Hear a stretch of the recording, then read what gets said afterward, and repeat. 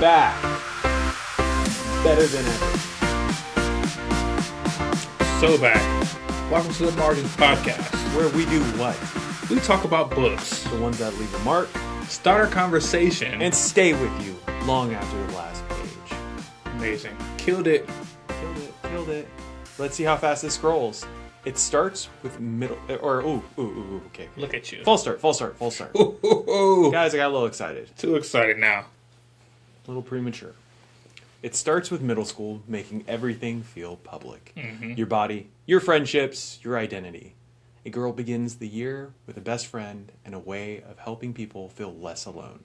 Mm-hmm. But as new friendship forms, care slowly shifts into critique. What starts as a connection becomes something harder to name. This week we are covering The Moon Without Stars by Chanel Miller. I have it. We have it in studio. In studio. All right, and it's annotated. I love an annotated book. I'm gonna run this to the camera. Amazing. Freeze it. Yeah. This, guys, is a YA. Yes, it is. And it reads like one, right? So it's those what do they call them? They call them pivotal years, Yeah. right? No, it's something for Oh, me. you know what? It's not even YA. What is it? We have to correct it. Yes. Because I did see this. It's technically a genre called middle school fiction. Perfect. Yeah, because young adult, Yeah, it dips into the YA. dips. It dips into YA. But with Chanel Miller, had the opportunity to meet her. This book is signed. My wife and I, Rachel, you all know, the listeners do, went to Romans, where we are big fans of, for her release of this book, where she did a Q&A, and it was an awesome experience. I've talked a little bit about it.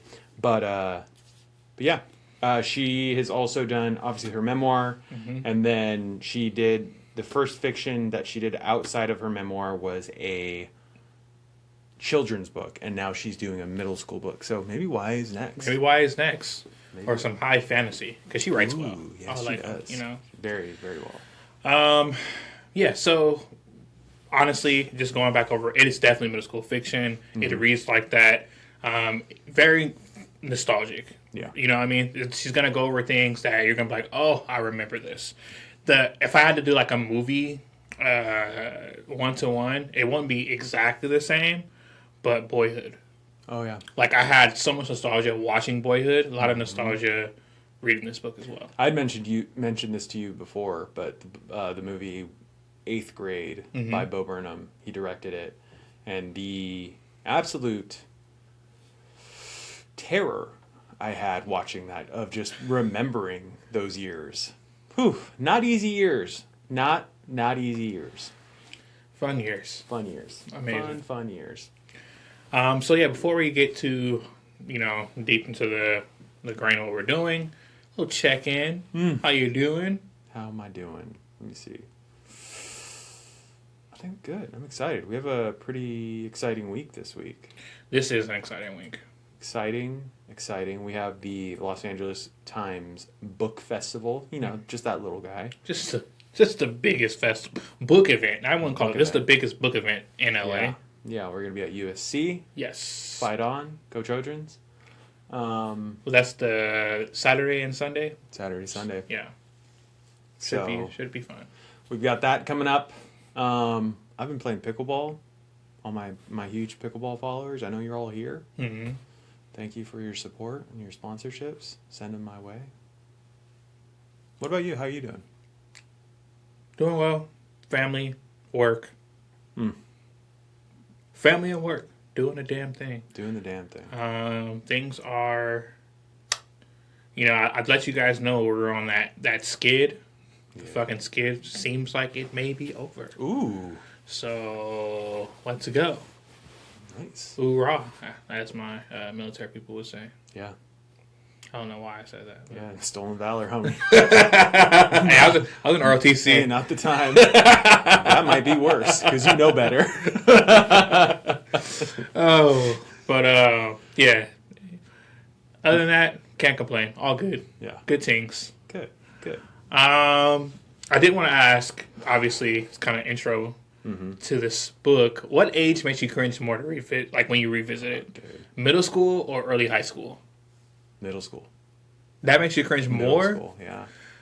That's interesting. I think I was more cringe, but I cared less. I don't think I would start caring until early high school, where I was like, "Damn, that was." You were more aware of. I was more aware. Yeah, no, I've always been hyper aware, and that's not to say the question was just like which one was more. They both are heavily sedated with awkward. Were you a Scott or a Kyle? Terrible moments. Oh, that's the worst part. Is I was definitely a mixture of both. Yeah, definitely. I was definitely a mixture of both. I would say like my heart of heart, always a Scott. But I had my Kyle moments or my attempts to be a Kyle. Which made it all the worse, you know? Yeah. Those scars make you. Yeah. Do you have like a memory, from that 12 to 13 age range where, I don't know, it still feels kind of current emotionally? Yeah. You revisit and you're like PTSD? Oh, yeah. Well, so middle school out here in California, California, it's split, depending on what county you're in. Yes. In my county, it was middle school. Other ones, they had junior high. So junior high is typically 7th and 8th grade. I guess. Yeah. I thought it was all the same. No, it's junior high is 2 grades, whereas middle school is 3. And then you have those schools that are weird that are like K through 12, where kindergartners are at the same schools. Country-ass schools. So anyway, we had middle school. When I say that each year I was in a different group of friends and like dressed differently and had a different I was really trying to find myself. Kind of love it though. I love it because that stemmed like multitudes of friends and me being in with so many groups because I had a history with all of them. So I do love that aspect. Now I love that aspect, which in this you realize how reflection, you get a little bit more of like rose-colored lenses once you get older, but when you're in it, oof. I was more. I don't think I was more outgoing, but I really like there was such a huge shift from like 7th to 8th grade for me, and just temperament and like me just feeling like it was important that people liked me, and And I just leaned. I think I leaned too hard into being an ass. So you were llama. I leaned way too hard into being an ass. So yeah. Gotcha. But initially I had lovable parts, and then 8th grade really forms because you go on to 9th grade and you're basically with this. If you're in the same area, you'll go to 9th grade with the same people you were in 8th grade with, and this is. Some of your clique, you'll meet new friends, but a lot of times, just you're still hanging around the same people. So, in my case, I leaned even harder into who I was, who I thought I was, and interesting. Like middle school is such an important time in life. It really forms you. It does. Yeah, it's one of those foundational years. Yeah. But so yeah, guys, I did want to bring this up because we haven't been bringing it up. We've been skipping between the wines. My guy here. He's getting off the. I've been off the juice for a little bit. Off the juice, so you guys. Hopefully, when you're listening, you're pouring one for us. Yeah, pour one out for me. Pour one for Stratton. Yeah, this is what we're drinking. Yeah, I got a Diet Coke, and I'm savoring every drop. But with that being said, author spotlight. Okay, as previously said. Chanel Miller is a writer and an artist focused on voice, identity, and selfhood. She's best known for her memoir, Know My Name. She has expanded into middle grade fiction with Magnolia Wu Unfolds It All and The Moon Without the Stars. As I said, Magnolia Wu is more so children's and going into middle school. And she writes with emotional precision, focusing on internal experience rather than the dramatics. I am a huge fan of her memoir. All I will say about that is it is one of the most important books of the 21st century. Like I would recommend any and everyone whether you have children or you don't, if you're breathing in air right now, you should probably read that book and understand her experience.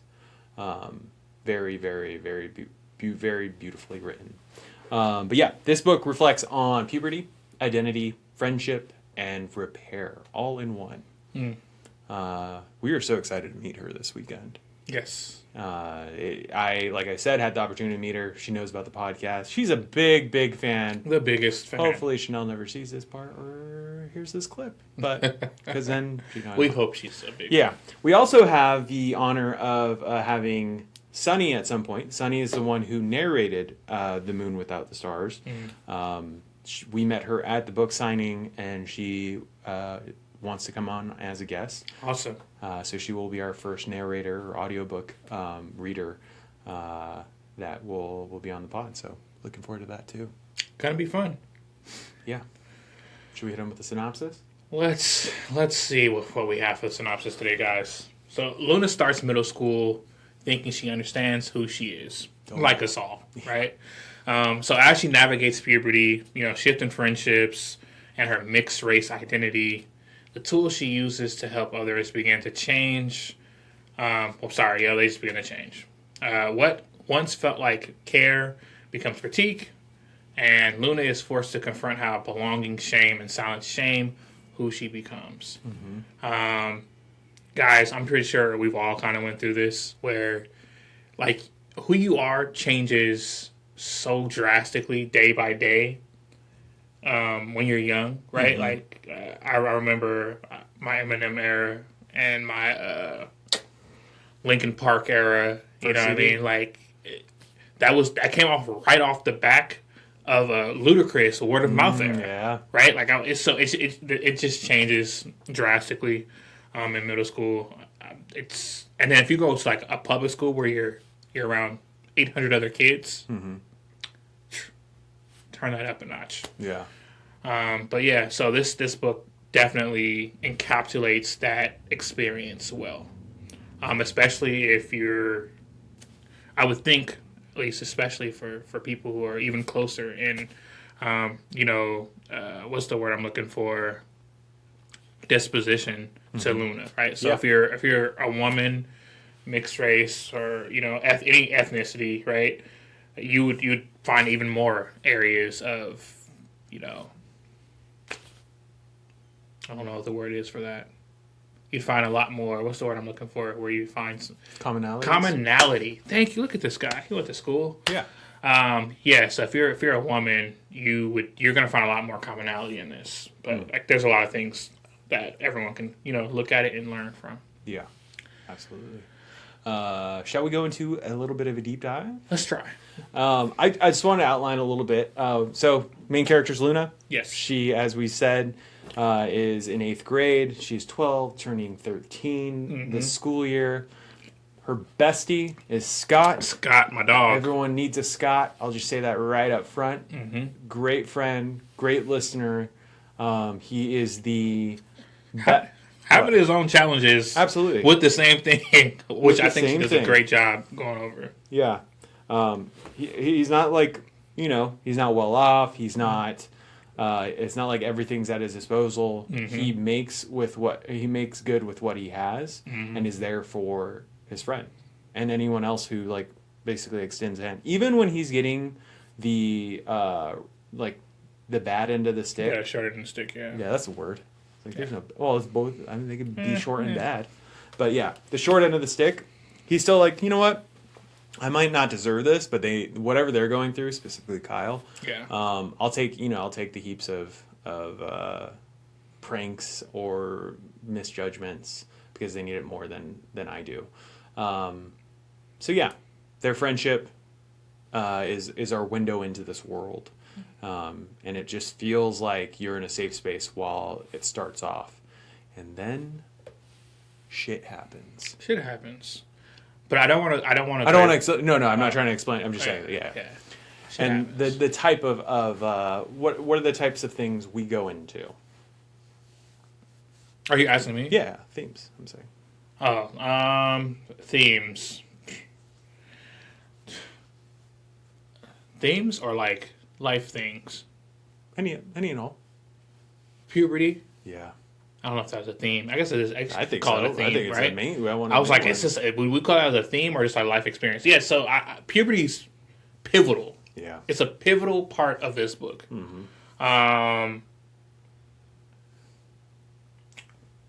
Self-discovery is also a huge thing in here.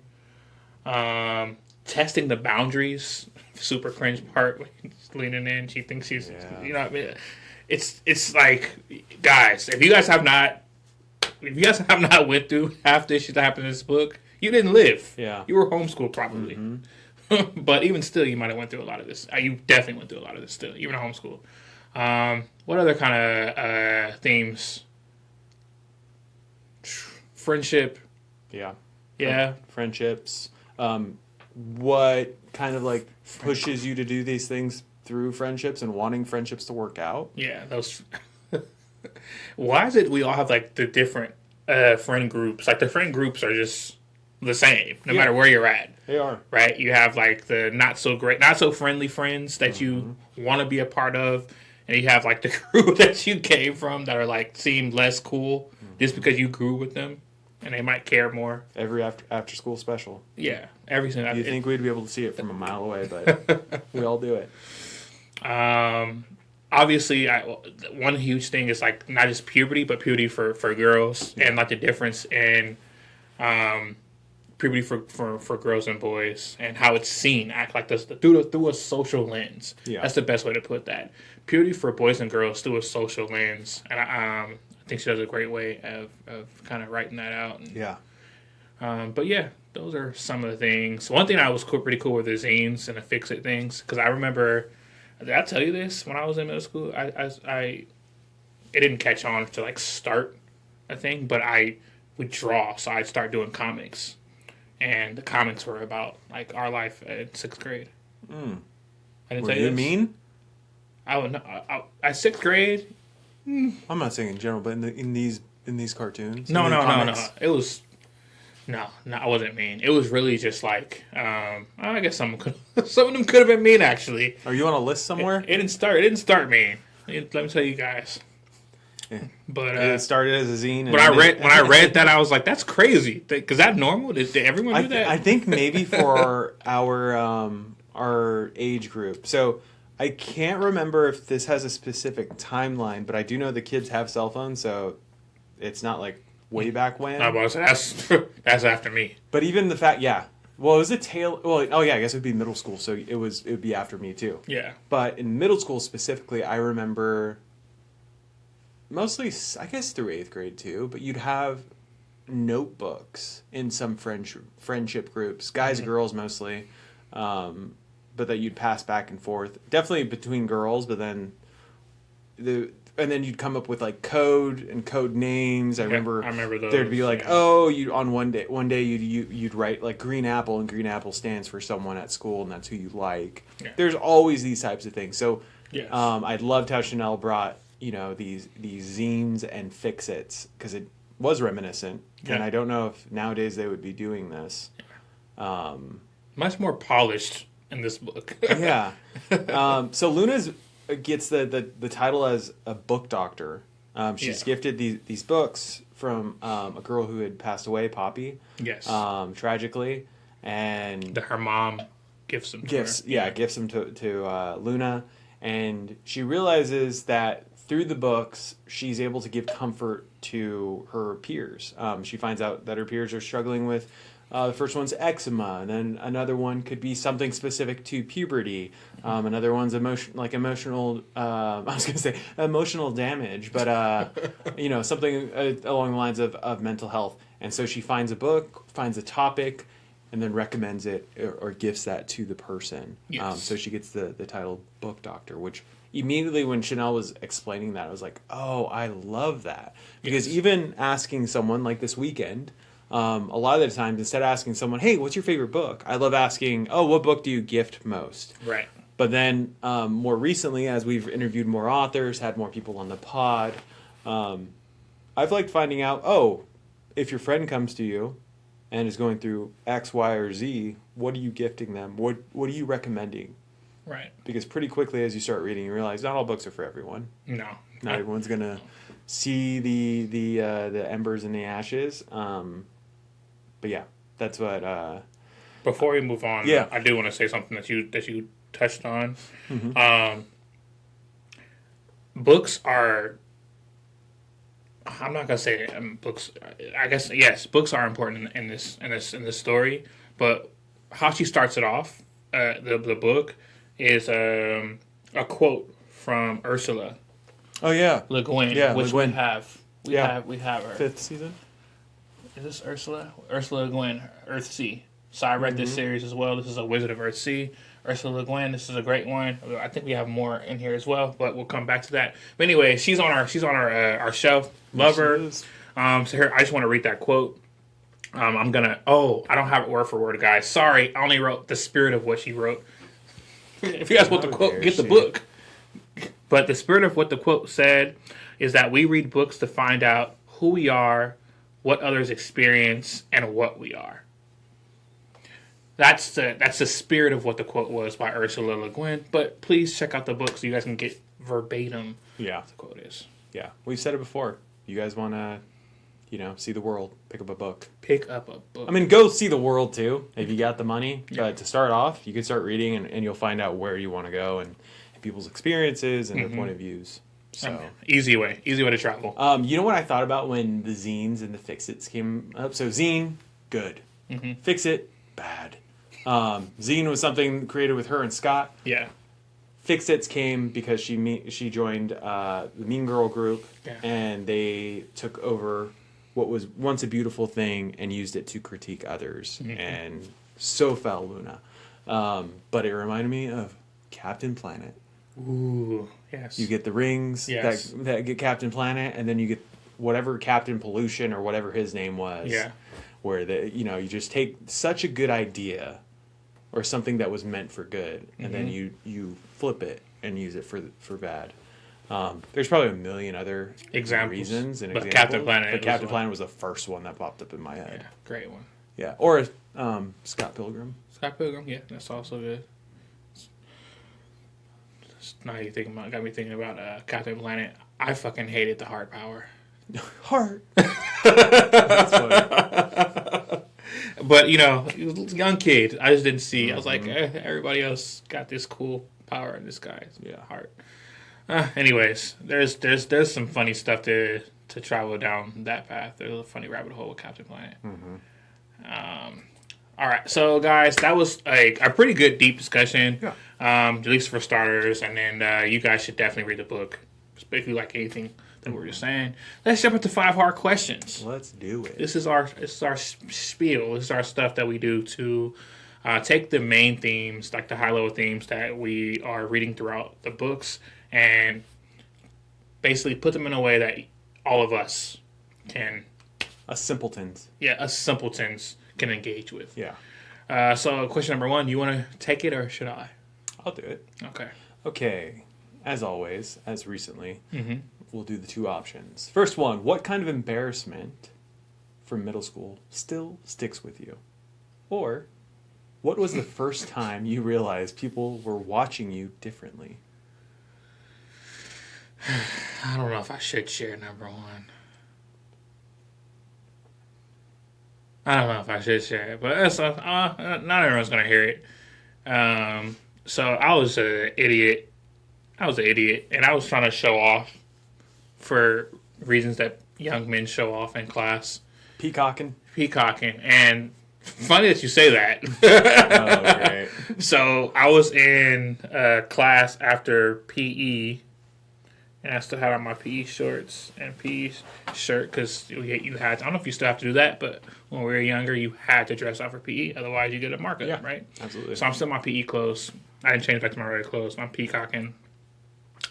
And this is the day I stopped wearing boxers, guys. Ooh. I started wearing briefs every day after this because I'm literally peacocking. I'm supposed to be sitting down doing my work. Everybody else is sitting down, and I'm up chatting. It's like unintended. Just I'm up around talking, and I just pull my pants up, my shorts up, and I'm hanging out the bottom. Ooh. And I remember because there was 2 girls who pointed at me, and they were like, "Oh, look!" And I was like, "The fuck they laughing at?" Mind you, because I'm being a class. Yeah. At first, I think they're laughing because I'm funny. I'm being a class clown. Yeah. But then it's just too.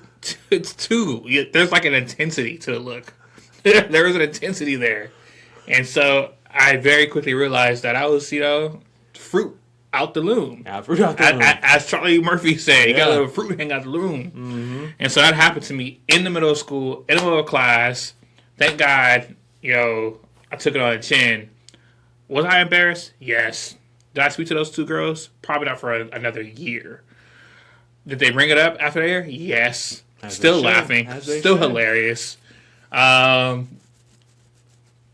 More than those 2 girls saw it, but that's what sticks. But that's what stuck in my mind was that, and I remember thinking like, that's what the fuck you get. Like, why? What? Come on! Yeah. It was a truly embarrassing moment. Obviously, because I didn't intend for it to happen. If you intended for it to happen, you wouldn't be, But there was no intention there, just being dumb. And ever since then, I'm a briefs guy. Yeah. I'm a briefs guy. Yep. I'm with you on that. Briefs over boxers all day. And you're supposed to be in class learning shit. Go sit down. Stop pulling it up. Yeah, go sit down. Dancing and shit. All right, so that's mine. I'm so sad to share that. I still have some PTSD about that. You want to move on to question 2, or do you want to answer question 1? No, I got nothing. Okay, I'm sure you got something. What is something people call honesty that feels more like cruelty?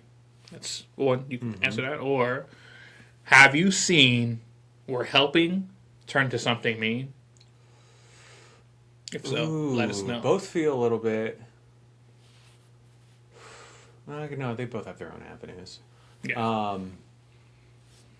I think what's something people call honesty that feels like more like cruelty.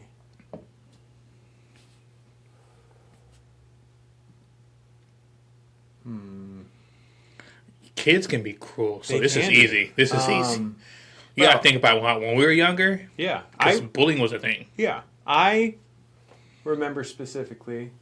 I'm not gonna name his name. That's actually pretty.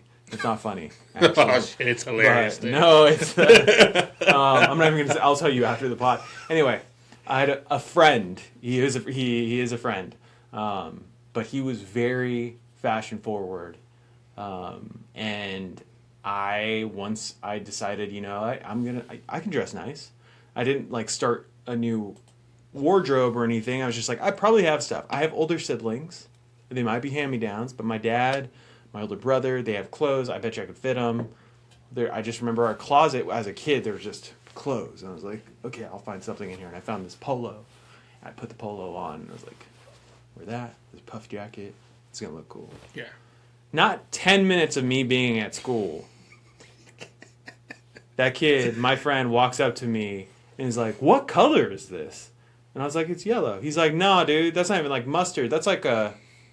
And then he proceeded to pull 3 girls that we knew. Hey, so-and-so. What color do you think this is? And they're like, it's kind of yellow. It's kind of green. They're like, yeah, it's like a puke green.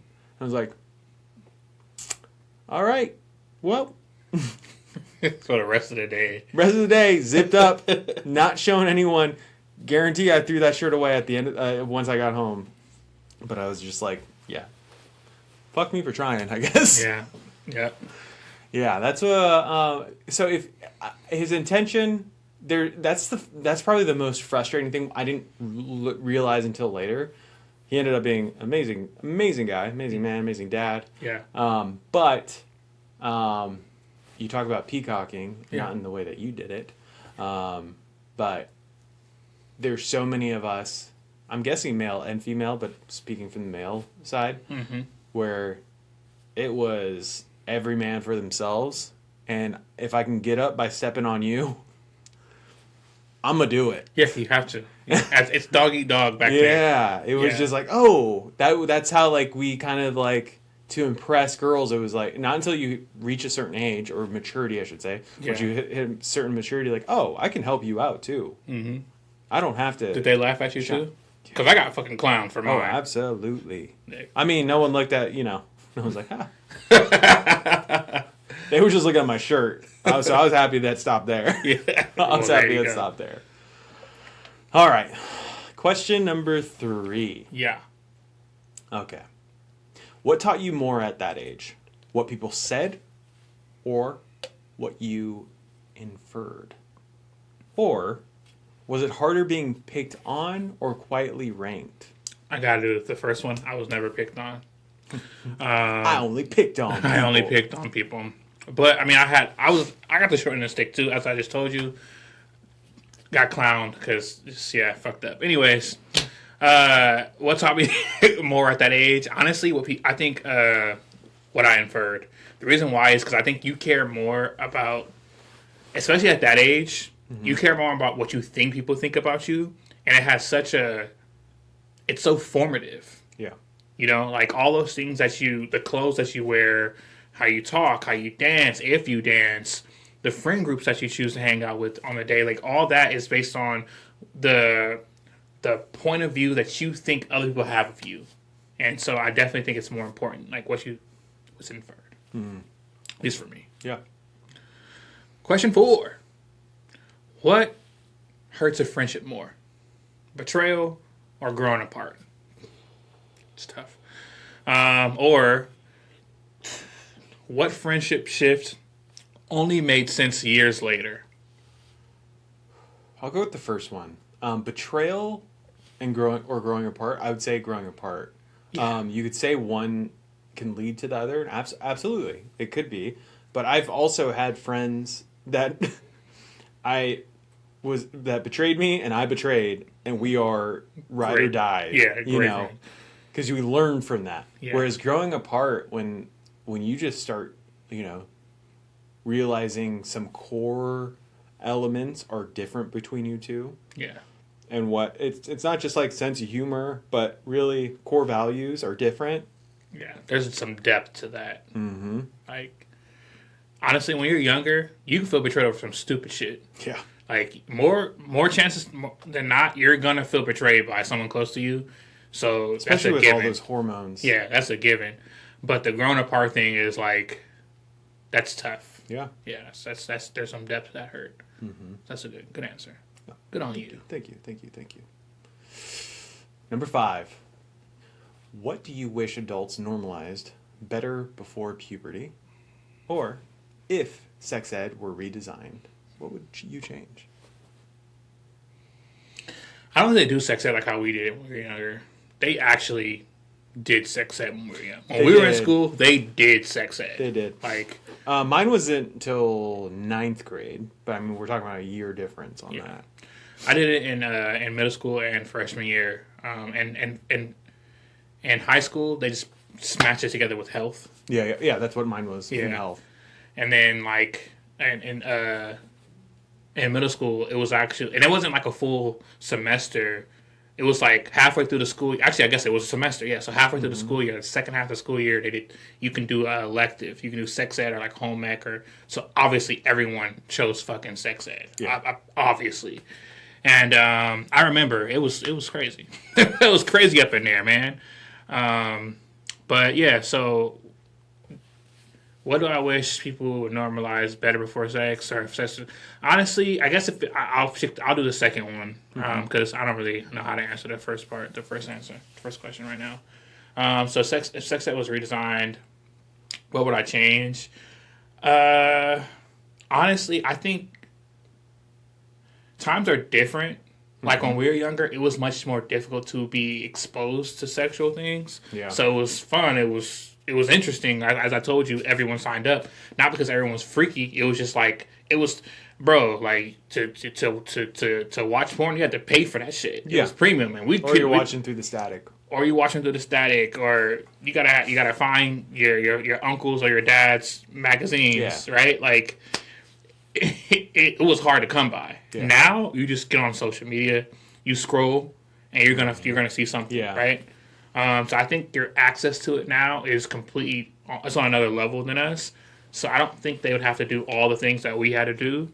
But differently, I don't know. You got to meet people where they're at. I've always felt like the education system is bad at that. Yeah. They're like, we're going to do it this way because this is the average, you know? But most people aren't average, especially when you're in those years. Your mind's everywhere.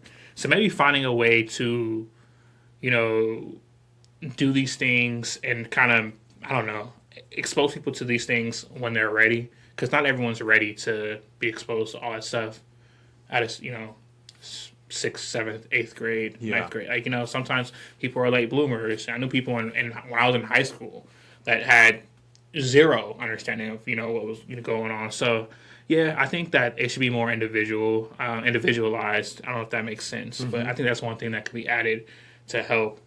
Thank God I'm not in school though now, because I know it's crazy. Yeah. I know it's insane. Just with all the things like technology. Bro, we had Ask Jeeves when I was in school. Yeah. Like I didn't have Google. We had Ask Jeeves. So we were saying, who is Jeeves? I don't know him. But I was asking him everything. That's true. Nobody knows who Ask Jeeves is. Guys, you get on there, you say, how old am I? And he'll tell you how old you are down to the second. Yeah. It was the original Google. Yeah. He's probably in jail somewhere. I'm sure. Yeah. He was on the island. When I thought of this question, what I had in mind for it was specifically through one of the big themes of this book is specifically for women, for girls, their journey through puberty is, we'll take cinema, we'll take TV shows. For men, for boys, it's always a comedy. Like, it's always comedy. We have American Pie. We have, you know, Superbad. You have all these like films that they're like talking about what men go through, what we went through as boys. For the most part, it's a comedy, and it's comedy. Yeah. Or it's like a triumph. It's like, oh, I finally got this, or this, you know, this happened to me. I got some cutty last night. Yeah, now his voice is dropping and everything. Whereas, that's true. And then, but for women, it's not something that, you know, for girls, it's almost something to be, I don't want to say feared, but yeah, the first time you have all these code names, you know, Shark Week, Miss Flo, your monthly visitor, and it's just a ticking time clock. Whereas like I'm like, when I think of sex ed, and what I'd want, you know, my son, other boys to be able to see is like to be there for these girls, and be able to not. Now, do I think that every case is like everyone's pointing and laughing? No, not at all. I think that's a pretty heightened experience. It's probably few and far between. But the more I think of like fatherhood, being there for these kids, I just hope that it's normalized and that, I don't know, boys can be turned to as like supportive as well, you know? Yeah, it's tough. I do think you're right, and kind of the direction you're going with that. I guess I kind of tried to say that by saying like sex ed should be more individualized, right? So I just to add to what you're saying, it's interesting, and I think that, and I could be wrong about this. So guys, feel free to engage, bring our engagement up if you feel I'm right or wrong. Comment, like, subscribe. But I think it's more serious for girls though. Like, it's more harrowing because it's more serious. Like, because for them it's like, damn, I'm a woman, I'm becoming a woman. For us, it's like, oh yeah, I'm a man. But like, nothing really changes other than you might get a couple hairs, you smell a little bit more, you know. But honestly, not a lot of like your life doesn't change. For them. Like, literally, their routine changes. Like, everything changes. Bodily changes, routine changes. Yeah. Fucking, you have to have some kind of talk, usually, right? With your parents, your mom, a aunt, a sister, whatever, right? But and for hope that they're up to date. And like with Luna, not having that. Exactly. You know? But for guys, I'm not gonna say there's just no need, because whatever, I do think that everyone needs some kind of guide, but like it's so much more hands off because there's less change in general. Yeah. Right? Like, I don't know. I know there's like a saying that says women mature faster than men. They just grow faster than us. Like they go through more serious things at an earlier age than us. Yeah. So this book definitely touches on that heavily. Yeah. There was a part specifically where June is talking about she has a zine and she hates her curves, specific curves up front her chest. Yeah. And she's saying how she wishes boys had to, wear a bra that had grapefruits in them, just so that they can learn, that. And I'm also thinking, like, and I know this is like so technical and like probably overblown, but like even if boys had to wear like some sort, like had to carry something with them and it like released in your pocket and you're like, oh, at any time, you never know. It's like, and just know that. But I'm just playing devil's advocate here. Yeah. Do you think that would help or hurt?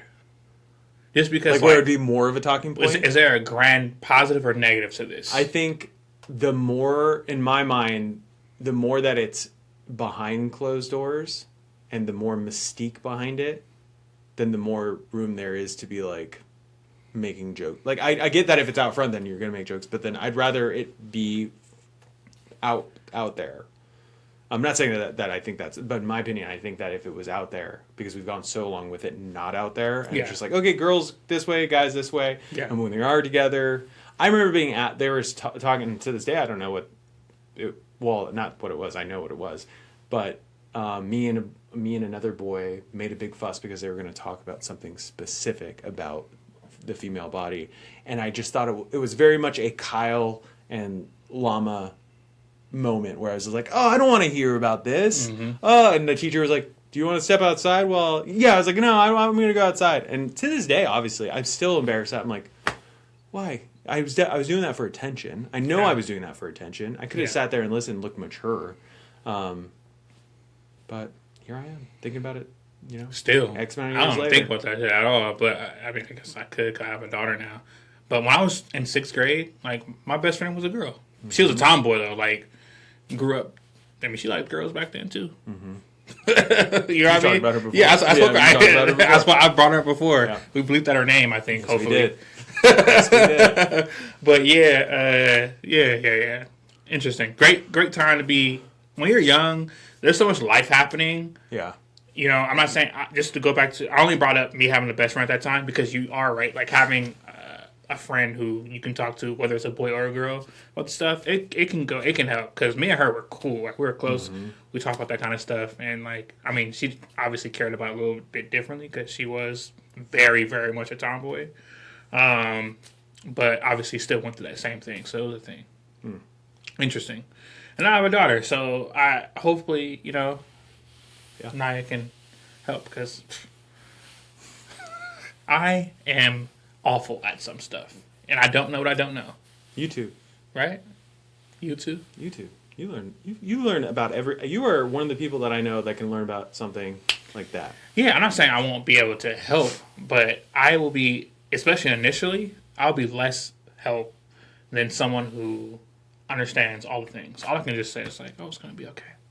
You'll be fine. Yeah. You'll be fine. Yeah, we'll take that. You'll be fine. Yeah. Sometimes that's enough. Yeah. It's all good. Guys, that's 5 hard questions. That's 5 hard questions. This book is like... I shouldn't say that. Never mind. I was about to say, it's like...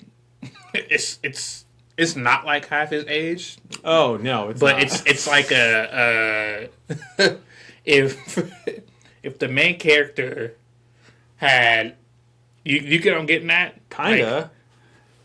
Like, there's a connection there. There is. They're both on the brink of... Well, would be going to high school. The other one's leaving high school. Yes. Both going through stuff with their body. But, yeah. I do see, you I do see the connection. It's just like, obviously, half his age is more unhinged because it's written for an older crowd. Absolutely. Right? Luna was not doing or thinking half the things that Waldo was. No, not yet. Not yet. But great read. Good read. I love a good nostalgic read. Yeah. This one is good for younger, kids, not like young kids, but 11, 12, 13. Up to, obviously, we read it. So something for everybody. Yeah. Great reflection on, like we said, friendships, relationships, whether it be with, significant other or your parents or a teacher, not in the same way as half his age. Again, now it's stuck on my head. Definitely, but you see the connection now. Now it is. Now it's in my head. Yeah. But there's a lot of themes in there. I think the one thing I want to touch on, it's at the end of the book, and I really, really enjoyed it.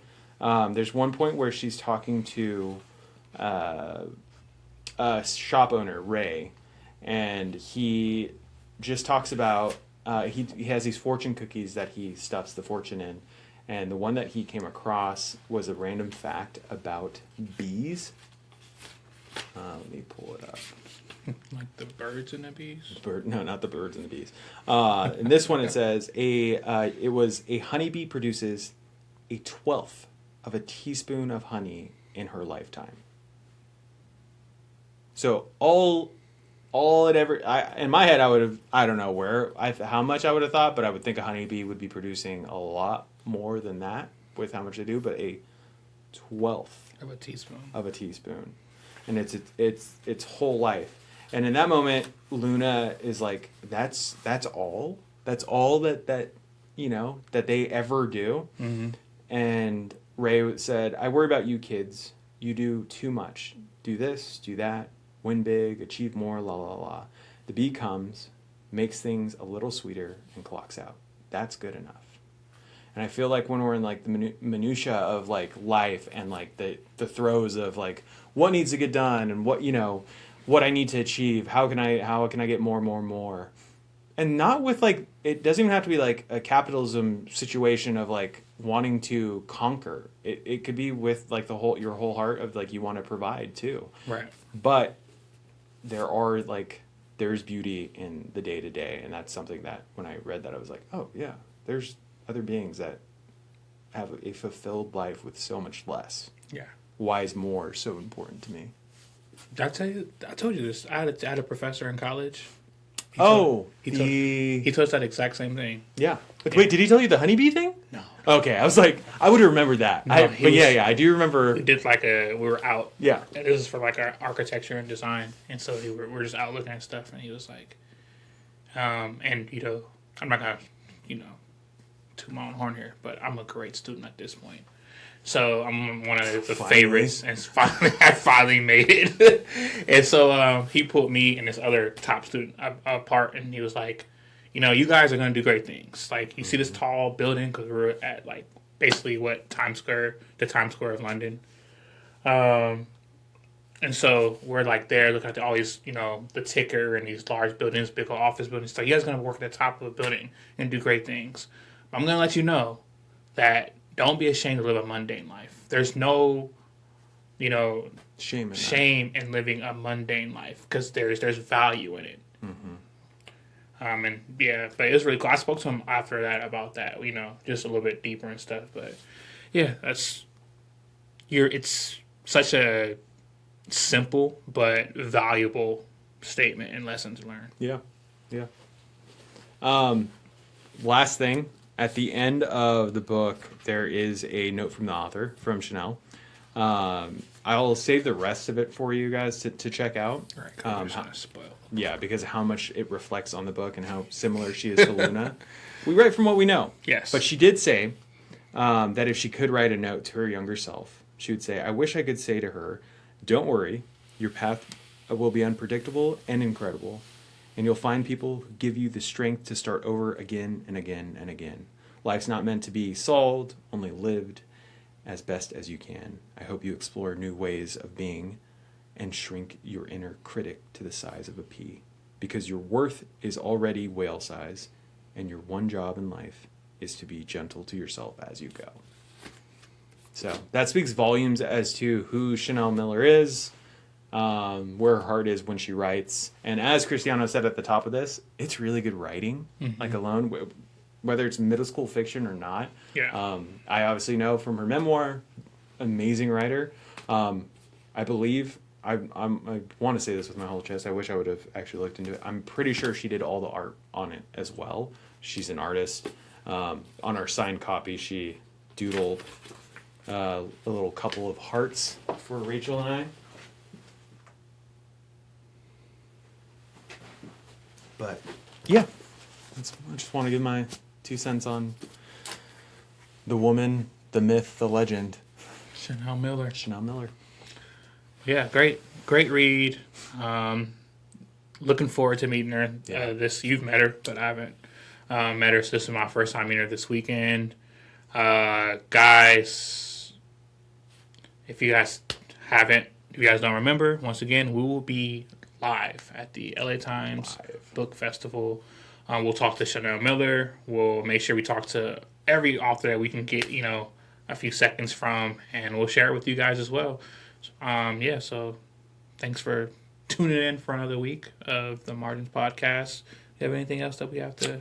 Guys, right around the corner, next week, we will have another author and editor on. We do. This is a big one. It's a fun one, too. We'll put an announcement on the page. Yeah. Once we have all the confirmations, but look forward to that. Mm-hmm. So please tune in. And as always, like, subscribe, share, follow, do all the things. Do all of them.